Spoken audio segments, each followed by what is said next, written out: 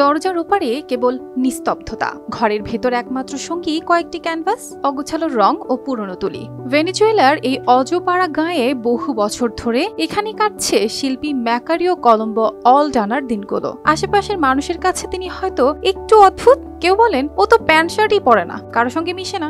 অথচ এই বিচ্ছিন্নতার ভেতরেই জন্ম নিয়েছে তার মুক্তির গল্প, যা এখন দেশের গণ্ডি পেরিয়ে পৌঁছে গেছে বিশ্ব দরবারে। একসময় এই মানুষটা পরিবারের সঙ্গে থাকতেন, কাঠের খোদাই করা বাঁশি, বেহালা কিংবা ম্যান্ডোলিন বানাতেন সেই ছোটবেলার হাতেখড়ি বাবার কাছেই। তবে শিল্পীর খিদে যেন দিন দিন বেড়েই চলছিল।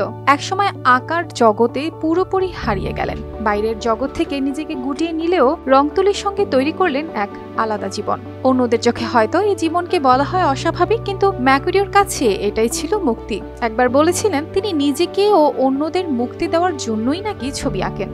তিনি চেয়েছেন তাকে মনে রাখুক তার শিল্পকর্মের জন্য, তার নিঃসঙ্গ জীবনের জন্য নয়।